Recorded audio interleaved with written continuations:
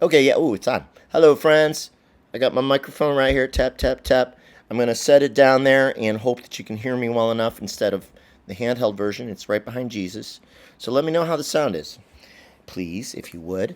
Thanks for tuning in. Today's video will be as weird as usual. Um, I'm going to do my best to explain this. I've been thinking about how to do this video for like a week and avoiding it. Usually when I have an interesting or kooky dream, I come right on because if I don't do a video right away, it'll some of the details will fade, and sometimes the details are kind of the fun part. But in this case, I actually wrote down some notes because I had so much going on last week. I knew I wouldn't be able to do the video right away. All right, so where to begin? Okay, 10 days ago, the night that I had this dream, I'm going to tell you about. I was trying out ChatGPT. ChatGPT, if you've not heard of it, is so it's like the word chat and then the letters GPT all in caps is or do they call it Japcha? Chatja. Never mind, that's making my brain hurt. It's an AI talk bot.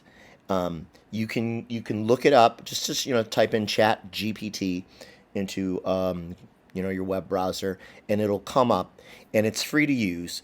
And I think you have to use a Google email address. Like how they're always collecting information. They collect all your information. So of course your chats with GPT, if you have any, will be collected information. I don't know what they do with it. Probably nothing nefarious. They're just examining our interests like they do now with they how they scan email. Any of your free email accounts, they can lift the information that you talk about in them to figure out how to send you targeted ads. Like if you type somebody an email like, "Oh, I love Downtown Abbey" or whatever, then all of a sudden you start seeing Downton Abbey ads in your feed. Get the Downton Abbey dolls or whatever. Then they don't have dolls, do they? Maybe they do. Get the Downton Abbey dolls, and then because they've lifted Downton Abbey from your email correspondence, because they're allowed to do that, because that's the world we live in right now. If you do like a private email that you pay for, I don't think that applies. But anyway, I digress, as I often do. So I was curious about Chat GPT because it is it's a very like low level early version of an AI. It really is kind of like having a conversation with an encyclopedia, for lack of a better term. You can type in a question about pretty much anything that you can think of in the world, and it will reply in usually 1 to 4 paragraphs. Whatever it's doing, it must be skimming the internet or its knowledge banks for information about what's known about whatever you're asking about, and then it will reply.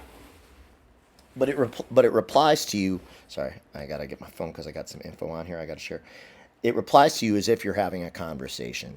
So what I had done is I was in a mood where I started asking questions about spirituality and God and metaphysics, all my usual stuff, philosophy, artificial intelligence, existence of God, the teachings of Jesus, and and Mary Magdalene, and other people in religious texts, and the potential for alien life in the universe, and the nature of the universe, and capabilities and limitations of artificial intelligence. So that was the varied conversation. And what's fun is like Chat GPT will reference things that you may not be thinking about or aware of when you ask it a question. So you can ask it a fairly deep question, and it may bring up something that you hadn't thought about related to your topic, and then you can ask follow-up questions and kind of like chase a trail of a conversation. if you get my drift. So when I must have asked about something about Jesus and or Mary Magdalene, and then ChatGPT replied by saying that there was a Gospel of Mary Magdalene, which I had never heard of before. And the Gospel of Mary Magdalene, by the way, if you don't already know, because my viewership is pretty small, I am not religious. I am spiritual. I take the ideas of the man we've come to believe was Jesus as that he was a prophet or a messenger. He may have well been divine. I think his message was love and selflessness, and that is kind of like the universal basis for kind of everything that's good. And the more we aspire to those values, then the more harmonious our lives will be. And of course, we're going to fail all the time too, because we inevitably want to see our enemies, smited and stuff, and all the human history of smiting. There's a lot of smiting in human history. That's why so many people have died in the name of religion and in the name of nationalism, and you name it. People have found reasons to fight and hate each other instead of loving each other unconditionally, which is very hard to do because some people are really a pain in the ass, as you know. So, so I'm no religious scholar. I've not read much of the Bible, but I'm curious about some of the ideas in the Bible. I have read the Sermon on the Mount, which is, a famous speech attributed to Jesus to his followers that is really, I think, quite beautiful in what it expresses about his philosophy of life. So anyway, in speaking with ChatGPT mentions the Gospel of Mary Magdalene, which I'd never heard of. And as I understand it from asking ChatGPT further questions to explain it to me, the Gospel of Mary Magdalene is like what the Gospels in the official Bible are considered canon by the church, like the Gospel of Peter and the Gospel of Matthew, but there are no Gospels for women. And as I understand it, it's not believed that Matthew or Peter or even Mary Magdalene wrote their own Gospels. Like these writings were, we don't know who wrote these things, but they were written after the death of Jesus, maybe by 100 years or a few hundred years or more. So the stories about Jesus and Mary and all the other figures, the so-called disciples, they were passed down orally, and there was an oral tradition before anything was written down, as I understand it. And so, of course, it's easy for the original for the specifics of the original interactions that these writings are based on to be really kind of nebulous. Like we'll never really know if this is exactly what Jesus said, or how much of it is true, or and same with Mary Magdalene or anybody else that's quoted in the Bible.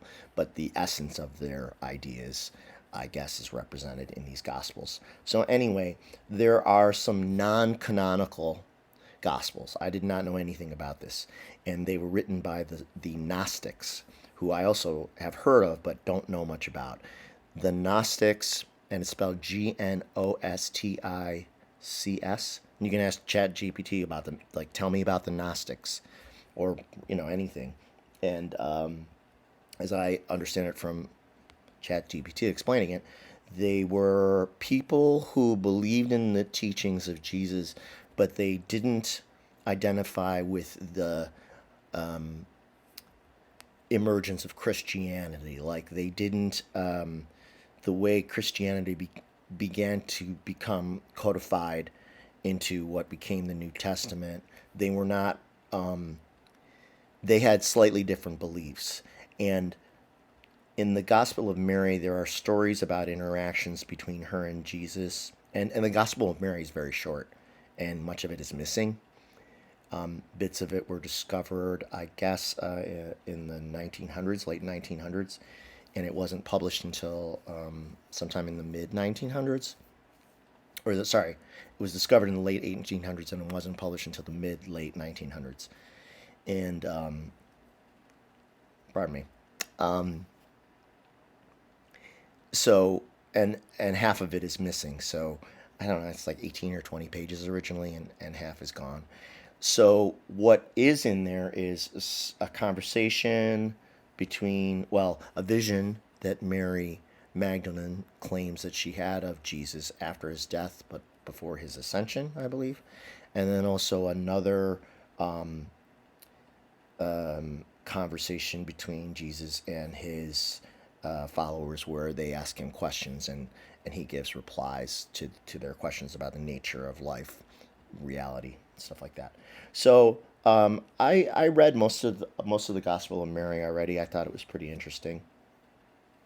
And actually, this is from Wikipedia, which said that the Gospel of Mary is a non canonical text discovered in 1896 by German diplomat Karl Reinhardt.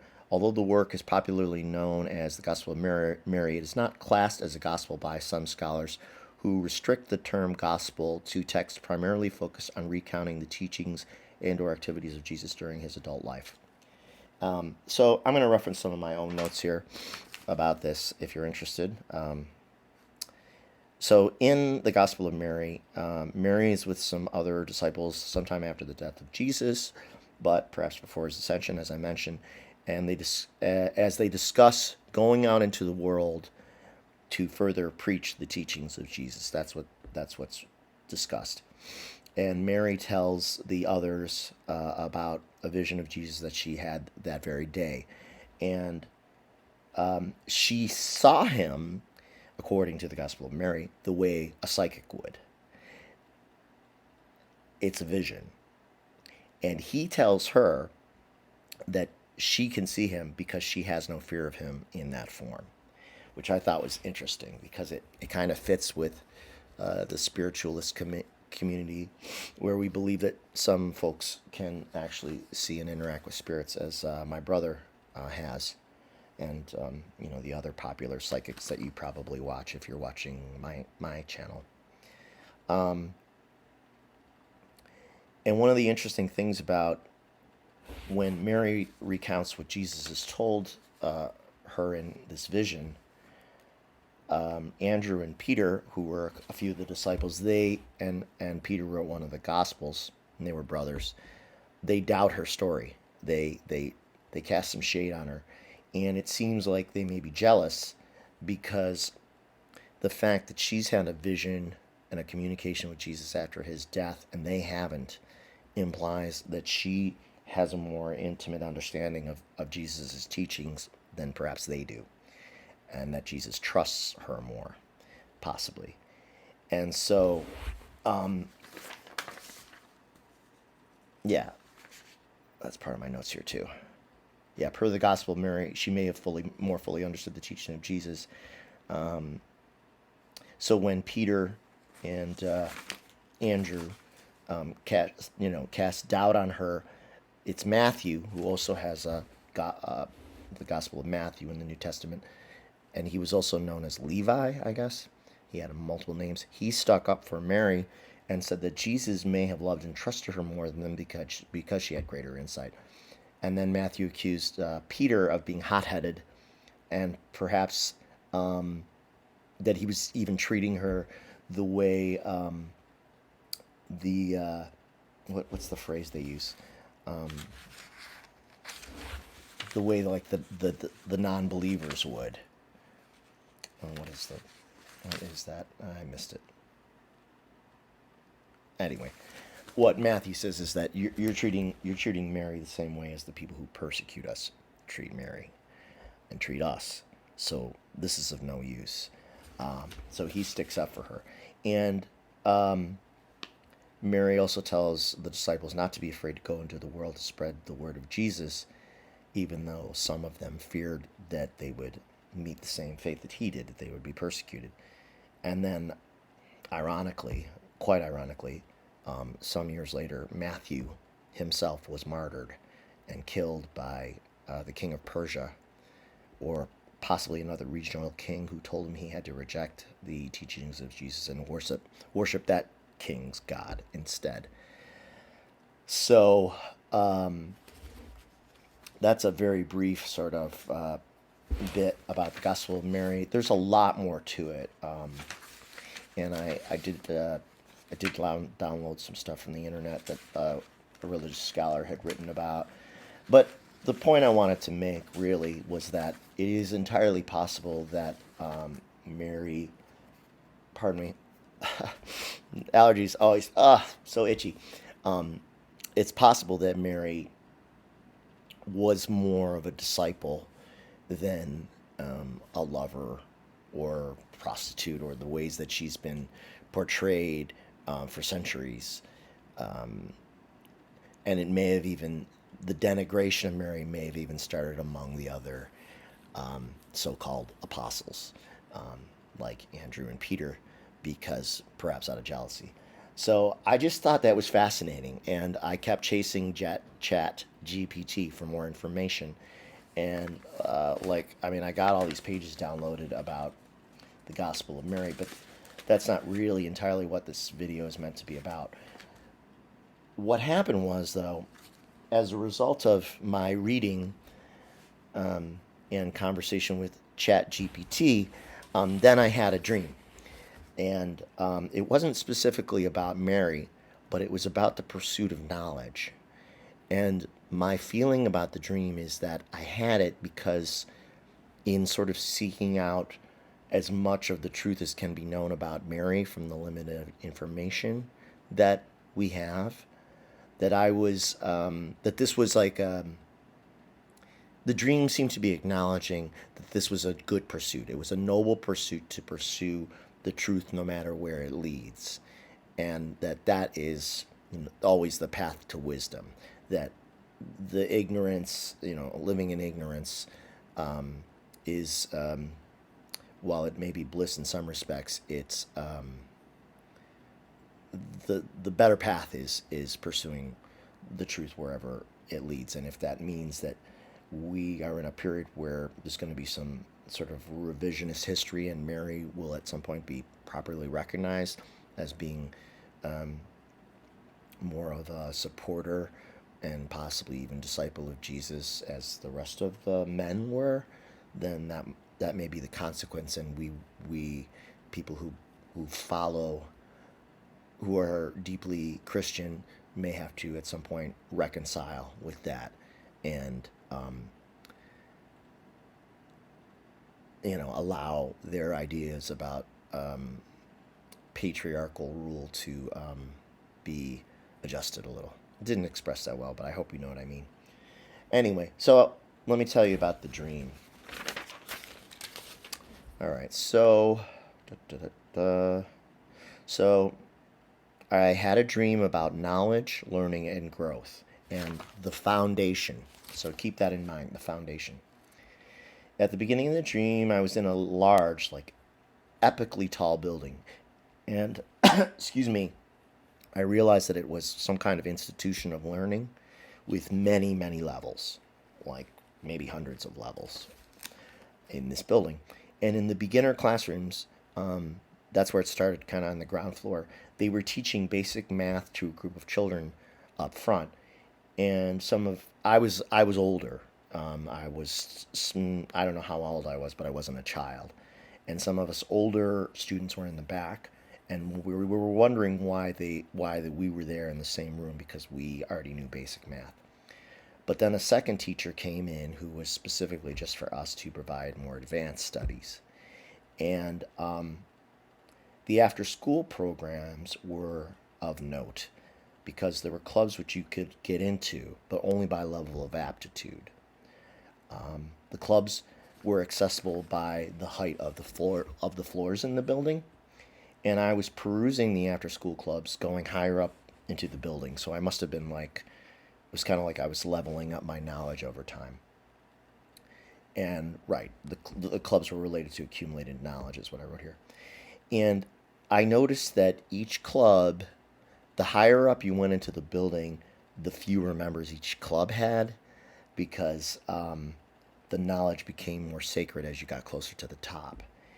And you had to graduate the lower level clubs to reach the higher ones. Now, I don't know if that's a metaphor for reincarnation and the potential belief system that we have many lives and we we accumulate knowledge and experience each lifetime, and we if we're trying to expand our souls, expand our empathy, and expand our love, then we're leveling up um, each time we incarnate. But it feels like it. Um, so then at some point I began to feel like I was pretty high up in the building. And then now by saying that, I don't mean to say that I personally feel that I am more enlightened than other people. It's not a contest. I I don't know where I am in the level of whatever learning. I don't know if we ever know. We can't see ourselves from outside. We only have we It's a blessing and it's a curse that we have that we don't fully know. We can't properly see ourselves from inside of ourselves. It's, um, and if one were to begin to think that one had accumulated a ton of knowledge, and you start to think of yourself as wise, that's dangerous. I think because you can start to place yourself above other people, which isn't a great way of thinking. But let's say, at least in the dream, for the sake of the dream, I was I was rising in levels, and I'd like to think that the dream was triggered because of, like I said, the Mary stuff. That pursuing the Mary stuff sort of like was like opening another door of being more another door of open mindedness about possibilities. So, like I said, I felt like I was kind of getting near the top of the building, but to access one of the after school clubs in near the top of the building, you actually had to go outside the building, scale the outside of the building, scale an interior section until you reached a slanted landing, like like a like almost like a roof section of this building. And I felt like I was climbing the side of a building, and then I had to like climb over a brick lip in order to get onto this level. And it was dangerous, and I wasn't sure if I could climb it. And when I made it over the lip of this slanted area on the outside of the building, there wasn't much room to sit or stand at all. And but I saw three or four people sitting up on this what was almost like a roof, and I drew it too. So I'm going to show you. I made a drawing of it, and that I'll show you in a second. And but there were three or four people sitting up there, and they weren't really looking at me. And what's funny about them is they were all kind of nerdy looking. They all had one had glasses on, kind of like this, to be honest with you, but like an afro, and and kind of like wearing like nerdy clothes, almost like like the button-up shirts with the pocket protectors. It's kind of like they were wisdom nerds, is how it felt. And as soon as I got over the lip of the building, I noticed that there was like a 7 or 8 foot tall obelisk right on that landing. So here's the picture I drew. This is in pencil, not pen. All right, so okay, so I can't see what I'm doing. Wait a minute. Okay, so here's the obelisk on the building. Here's the lip of the building where I climbed over. Here's one of the wisdom nerds. And then there was like a window, kind of like a little window up there. This is slanted. This roof is slanted. And then this is the rest of the building going up. And then this up section was also slanted. And there was somebody else over here too, so I drew them too. I know it's a little not great in pencil. But anyway, so you can see the obelisk, right? In the center. So keep that in mind, all right? Now I'll tell you about the rest. So I get over the lip. I see the obelisk, 7 or 8 feet tall. It seemed to be made of granite, like a gravestone. It was solid gray, and it appeared solid. But as I approached it, I I literally passed right through the front of it, even though it appeared solid. And when I passed inside of the obelisk, it was bigger on the inside than the outside. And it seemed like a big empty space without a floor or a ceiling. And as I passed through it, it was like the sides of the obelisk then became invisible arms which held and hugged me as I entered the space. So I had this really cool feeling of being welcomed into the space. So imagine the sides of the obelisk like transforming into arms, like big invisible arms. And I was held by a force. I felt a force, and then I heard a voice, and I felt another presence, though I didn't see anybody. And they said something like, "Welcome, welcome, you lonely soul," which implied to me that the path to wisdom, knowledge, and truth was a lonely but noble pursuit. And then they said something like, "But now you're among your peers, or you're with the people you're supposed to be with." And as I said, it seemed like it was near the top level of the building, that it was an achievement, that I'd been granted access to a new level of insight.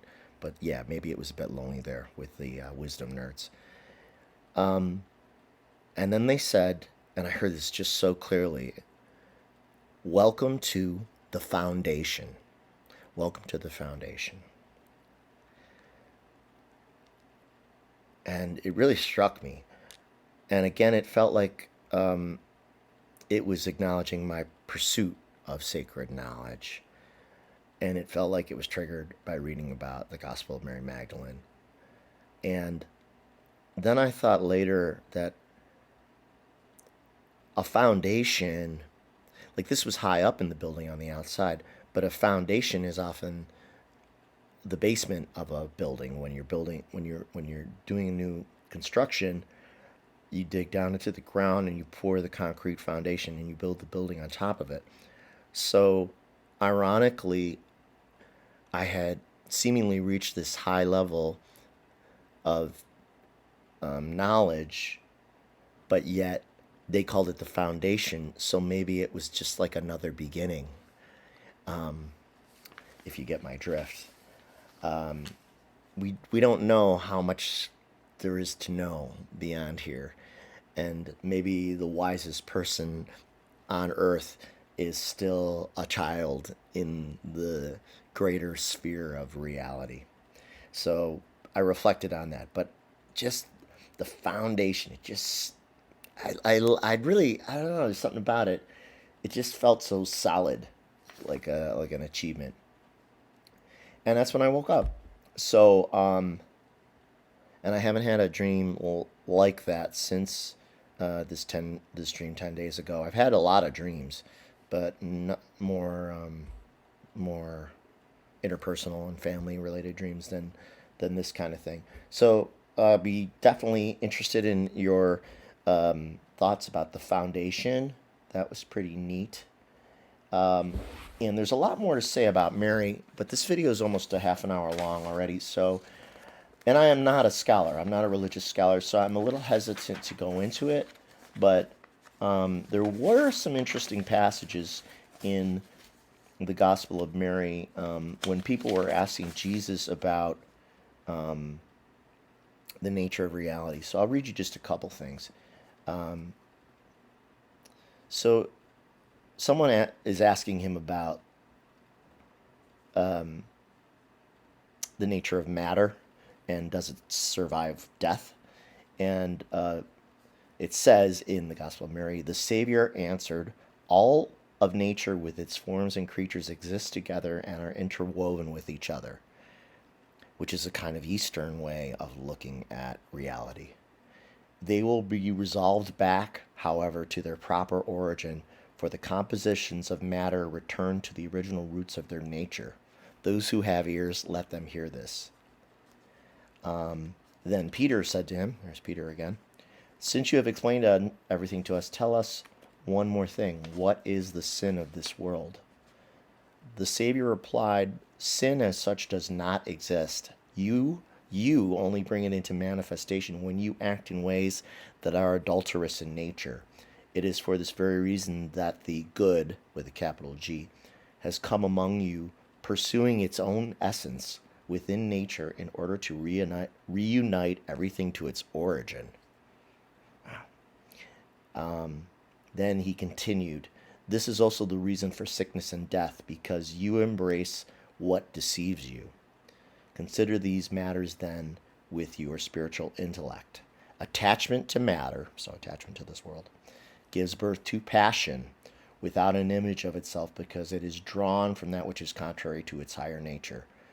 The result is that confusion and disturbance resonates throughout one's whole being.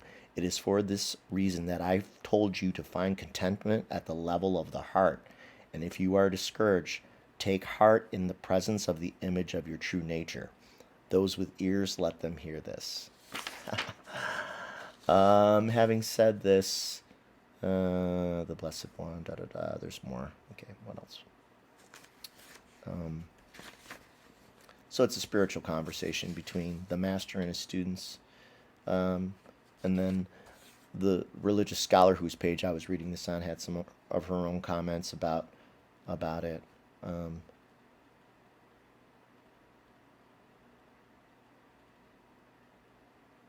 Yeah. So this scholar's name, if you're interested in her, where the heck is her name? I said I wasn't going to get into the gospel, and I just did. Cynthia Bourgeault. Cynthia Bourgeault. Bourgeault.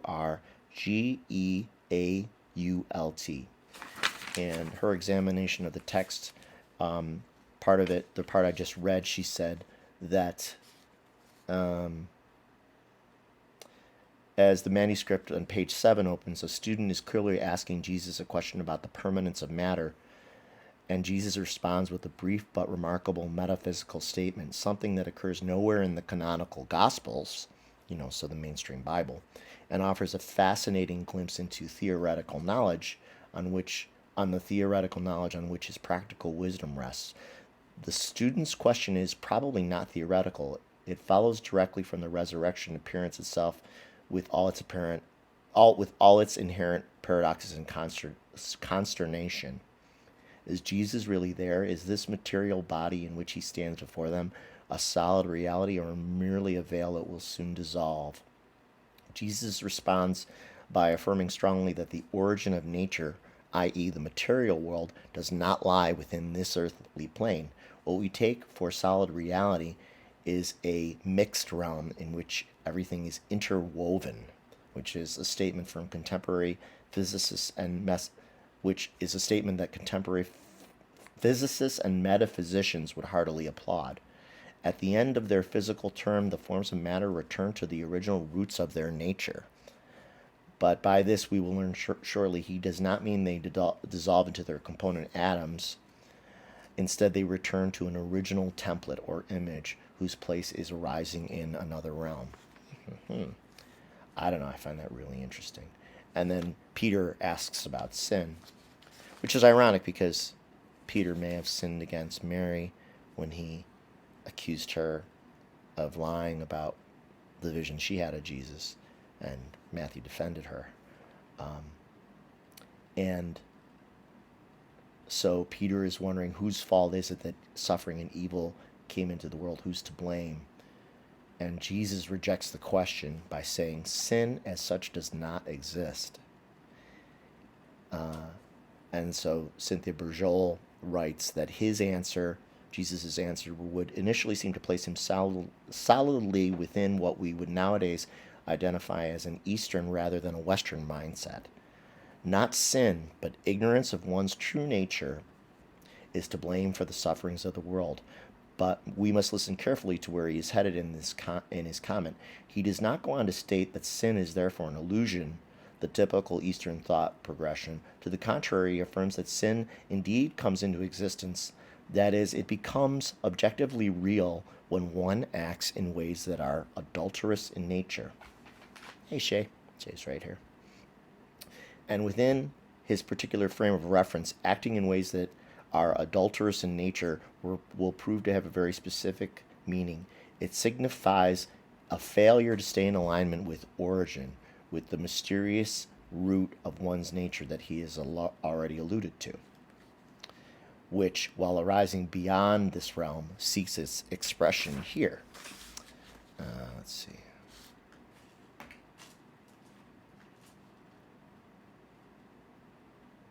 Okay.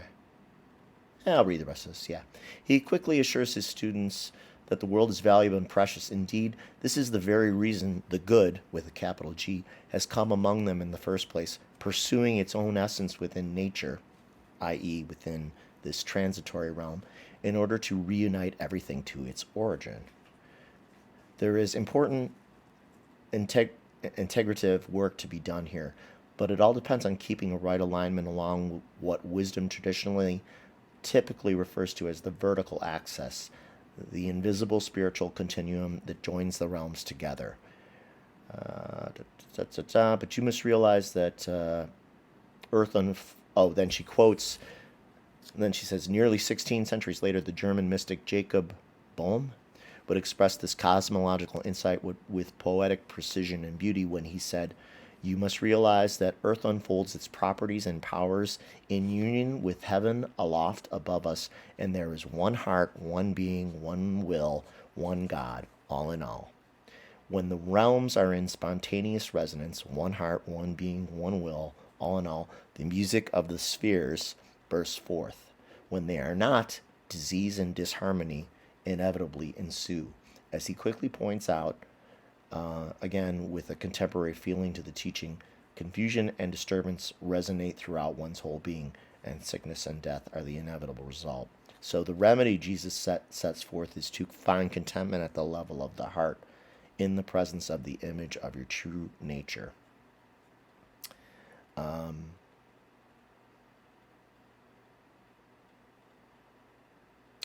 then there's another biblical quote, blessed are the pure in heart, for they shall see God.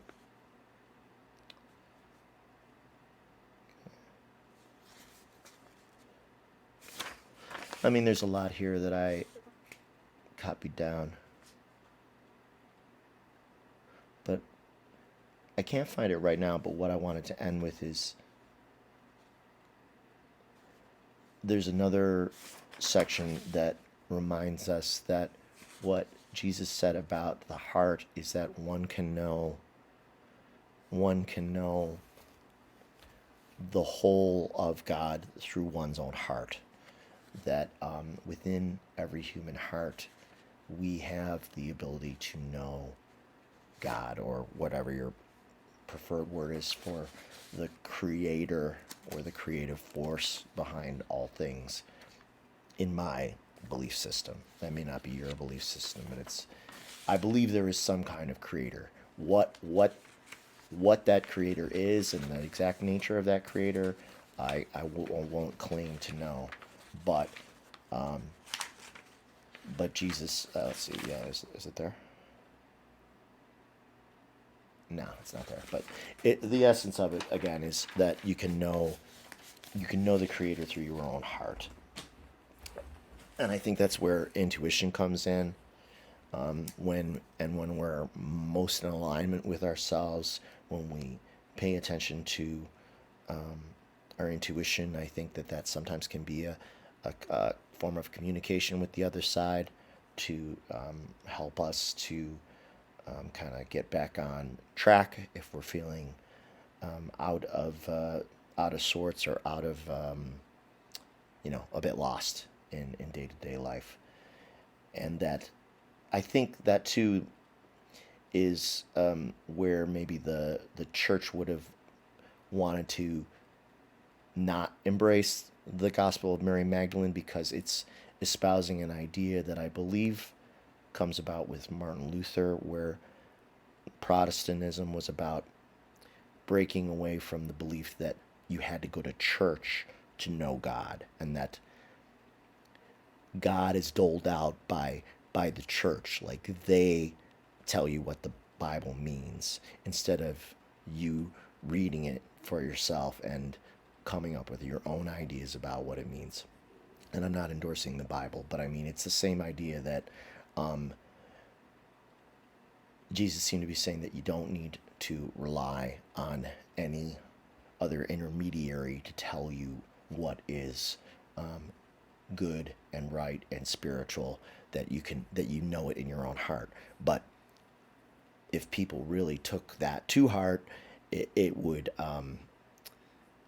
lessen the power of the church, and so that may be why the church suppressed the non-canonical gospels. There are other non-canonical gospels that I don't know about, but maybe I'll look into them. I think Thomas is one of them. Maybe you know more about that than I do. You probably do. But it's just very interesting. And we're in a time where we're seeing really religion is breaking down. Like religion is becoming less influential because it has failed people so spectacularly. It is concentrated on its own sustenance and its own power over the spiritual nature of life and what it means to do good and to be the best soul, best version of your soul you can be in a realm of light and darkness. So the church is collapsing, and that void hasn't been filled yet. And I think that's probably partly why there are so many people who feel so really lost right now, because whether they're conscious of it or not, formal religion is declining, and new spiritual belief systems that are not as dogmatic are filling that space, because they're going back to the ideas that a lot of the prophets had about ways to live a good life instead of relying on authoritarian figures in organized religion to dole it out to us. So that is a bit of a ramble now, so it's a good place to stop. Thank you if you've watched, listened to this whole thing. That's a lot. Thank you for sticking with me. I hope you found it interesting. I'm glad I finally got this done, because I was thinking, how am I ever going to do this video? And I'm sure I could have done it a bit better, but I did the best I could with my limited knowledge and trying to cram a lot of concepts into one video. So yeah, we'll see where this goes. I'm curious to read more about the Gospel of Mary and some of the other Gnostic Gospels. And please leave feedback. We'd love to hear what you have to think about it all, even if you think it's garbage. Okay, take care. Be well. Enjoy the rest of your weekend. Bye.